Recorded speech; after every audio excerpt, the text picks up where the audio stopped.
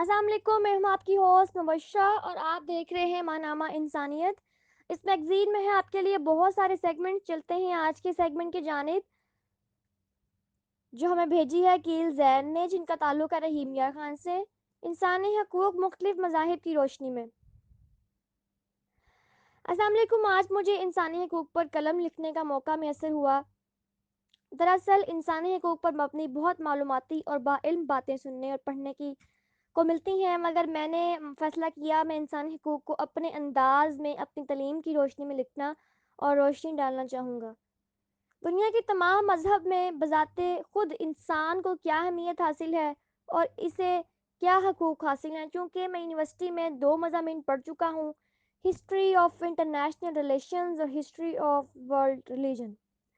میں نے ان 2 مضامین کی مدد اور کافی ریسرچ کرنے، تسلی بخش مطالعہ کرنے کے بعد خود کو انسانی حقوق پر قلم لکھنے کے قابل سمجھا۔ انسانی حقوق پر بات کرنے سے پہلے ہمیں یہ دیکھنا ہے کہ دراصل انسان کیا ہے اور حق کی تعریف کیا ہے۔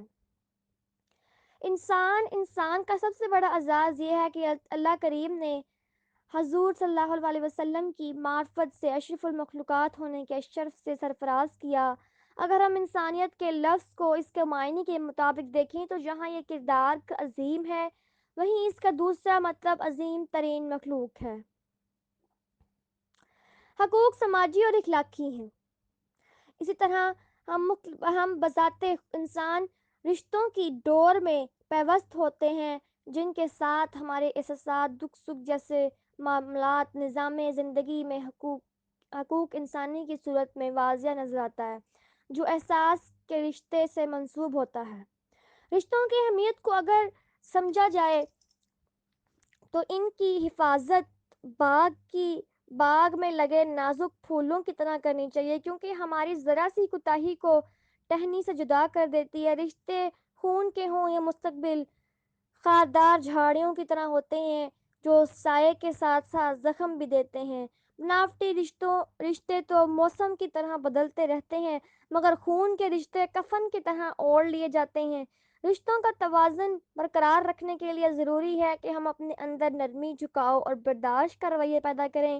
اس کے برعکس اس مزاج میں گرمی اور لہجے میں سختی ہو، دماغ میں بڑائی اور دلوں میں حسد، بغض اور کینہ ہو تو رشتوں کی نازک ڈور میں تناؤ بڑھتا چلا جاتا ہے اور یہی تناؤ دوریاں پیدا کرتا ہے۔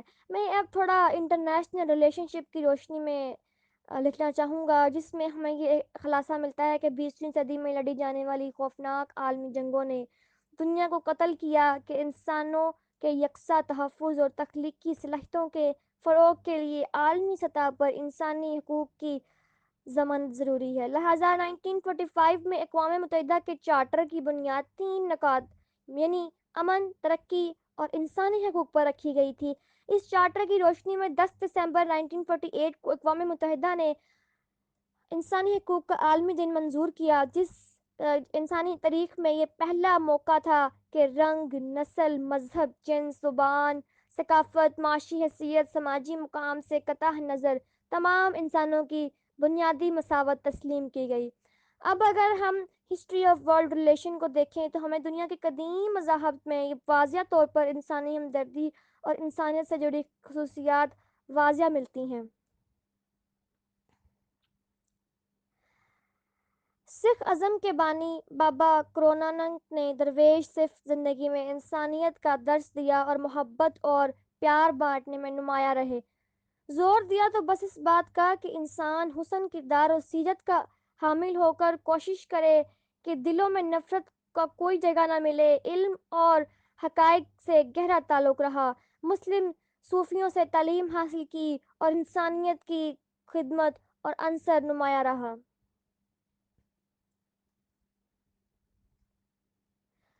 ہندوازم میں انسانیت کے بارے میں کافی تفصیل سے ذکر ملتا ہے۔ انسانیت کو عمدہ شکل پیش کیا گیا۔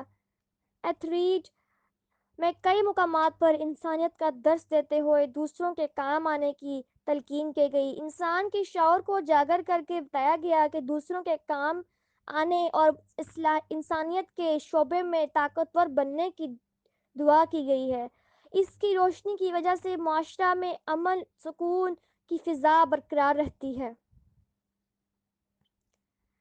اسلام چونکہ ہم الحمدللہ با فضل خدا مسلمان ہیں، ہم اپنے مذہب اسلام میں حقوق کا ذکر دیکھیں تو ہمیں بچپن سے ہی سکھایا گیا اور بتایا جاتا ہے ہم ایک آدم کی اولاد ہیں، ہم سب آپس میں ایک ہیں، ہمیں مخلوق خدا کا خیال اسی طرح رکھنا ہے جیسے ہم خود کا رکھتے ہیں۔ انسانی حقوق میں مرد، خواتین، بچے، بوڑھے سب شامل ہیں، جیسا کہ ہمارے آخری نبی صلی اللہ علیہ وسلم نے انسانی حقوق پر باقاعدہ عمل کے ذریعے بہت زور دیا ہے، جو یہ واضح ثبوت ہے انسانی حقوق کی کیا اہمیت اور فضیلت ہے۔ ہمارا ملک پاکستان جب وجود میں آیا تو اس کا نام اسلامی جمہوریہ پاکستان رکھا گیا، جو خالص اسلام کے نام پر رکھا گیا۔ اس ملک کے باشندے مسلمان اپنے دینی تعلیمات کے مطابق انسانی حقوق کو بخوبی نبھانا جانتے ہیں۔ اگر میں اپنی آنکھوں دیکھا لبرلزم کا تھوڑا بہت ذکر کروں تو اسے انسانی حقوق کے ساتھ جوڑوں تو پاکستان میں انسانی حقوق پر مبنی ایک اہم اور واجب القدر شخصیت کا نام ضرور لکھنا چاہوں گا، عبدالستار ایدھی۔ ایدھی صاحب نے انسانی حقوق کو مد نظر رکھتے ہوئے جو خدمات اور حقوق ادا کیے ہیں وہ قابل رشک ہیں۔ ایدھی صاحب نے خدمت کرتے وقت کسی سے اس کا مذہب یا فرقہ نہیں پوچھا، بلکہ انسانی خدمت کر کے حقوق کا حق ادا کیا۔ یہی وجہ تھی کہ ایدھی ہوم میں ایک ہندو بچی کے لیے مندر تک بنا دیا۔ ایدھی صاحب نے انسانوں کی اتنی خدمت کی کہ وہ تمام انسانیت کو اپنا مقروض کر گئے۔ پاکستان میں انسانی حقوق کو بخوبی نبھاتے اور اپنی تمام زندگی وقف کرنے والے عبدالستار ایدھی کی طرح ہمیں بھی انسانی حقوق کے لیے اپنا مثبت کردار ادا کرنا ہوگا اور انفرادی لگن کو مجموعی عملی جامہ پہنانے کے لیے ایک ہونا پڑے گا تاکہ دنیا ہمیں ایک ہمدرد ملک کے باشندوں کے نام سے جانے اور پاکستان کو جس مقصد کے لیے بنایا گیا تھا اس منشور کا حق ادا کرنا اور ہمارا قومی، اخلاقی اور مذہبی فرض بنتا ہے۔ پاکستان میں بسنے والے اقلیت برادریوں کو آج فخر محسوس ہوتا ہے۔ پاکستان میں انہیں جو حقوق اور عزت مل رہی ہے وہ اس سے مکمل مطمئن ہیں۔ ان کو ان کے مذہب کی تمام رسومات ادا کرنے کا مکمل حق حاصل ہے اور باقاعدہ حقوقی تحفظ فراہم ہے۔ موجودہ حال میں سکھ برادری کے لیے کرتارپور راہداری کو کھولنا بھی انسانی حقوق کے زمرے میں شمار ہوتا ہے۔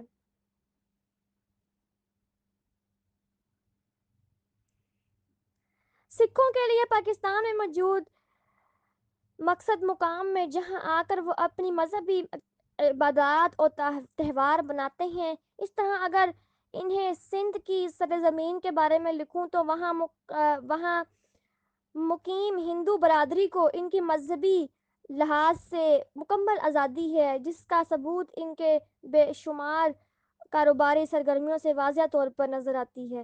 آخر میں اپنا اظہار خیال سے ہندوستان اور پاکستان کا موازنہ کرتے ہوئے یہ نتیجہ ضرور لکھنا چاہوں گا: پاکستان اور ہندوستان ہمسایہ ممالک ہیں، مگر انسانی حقوق کے حوالے سے وہ پاکستان سے کوسوں پیچھے ہے۔ جہاں پاکستان میں مناٹی کمیونٹیز کو عزت احترام میسر ہے، مگر اس کے برعکس ہندوستان میں انسانی ہمدردی کا تصور بہت کم ملتا ہے۔ وہاں برادری نظام اتنا خطرناک ہے کہ حقوق کا مثبت مقصد ویسے ہی وفات پا جاتا ہے۔ شکر الحمدللہ ہم مسلمان پیدا ہوئے اور ملک پاکستان میں جنم لیا، وہاں رشتوں کی پہچان اور انسانی حقوق اور ہمدردی وراثت و تہذیب میں ملی۔ بنیادی طور پر انسان کے اندر دو چیزیں موجود ہوتی ہیں: ایک تہذیب جو اسے شجر و وراثت سے ملتی ہے، دوسری تمیز جو انسان اپنے اندر خود پیدا کرتا ہے اور اپنے دائرہ اختیار میں رہتے ہوئے دوسروں کے حقوق کی پاسداری کو نبھاتا ہے۔ مجھے اپنے ایک استاد محترم کی بتائی ہوئی بات یاد آ گئی کہ جس انسان پر اللہ خاص فضل کرم ہوتا ہے تو اسے اپنی مخلوق سے کام لیتا ہے، یعنی اپنی مخلوق کی خدمت اس انسان سے لیتا ہے، اور یہی انسانی حقوق ادا کرنے کی وجہ سے دنیا میں ہمیں ہمیشہ اچھے لفظوں میں یاد رکھے گی۔ زندگی ایک چین کی مانند ہے، کوئی اس کو جوڑ لیتا ہے تو کوئی اس کو توڑ لیتا ہے۔ ہمیں ہمیشہ مثبت اور اچھی سوچ و عمل کے ذریعے انسانی حقوق پر پورا اترنے کی جستجو کرتے رہنا چاہیے، جس میں ہماری دنیا و آخرت ہے۔ اللہ ہمارا حامی ناصر ہو۔ شکریہ۔ تو یہ تھا ہمارا آج کا سیگمنٹ۔ اگر آپ کو ہمارا سیگمنٹ پسند آیا ہو تو ضرور اس کو لائک کیجیے گا، شیئر کیجیے گا اور سبسکرائب کیجیے گا، اور مجھے کمنٹس میں بتائیے گا کہ آپ کو آج کا ہمارا سیگمنٹ کیسا لگا۔ ماہنامہ انسانیت گوگل اپلیکیشن ہر ماہ مفت حاصل کریں۔ اپلیکیشن کا لنک ویڈیو کی ڈسکرپشن میں موجود ہے۔ شکریہ۔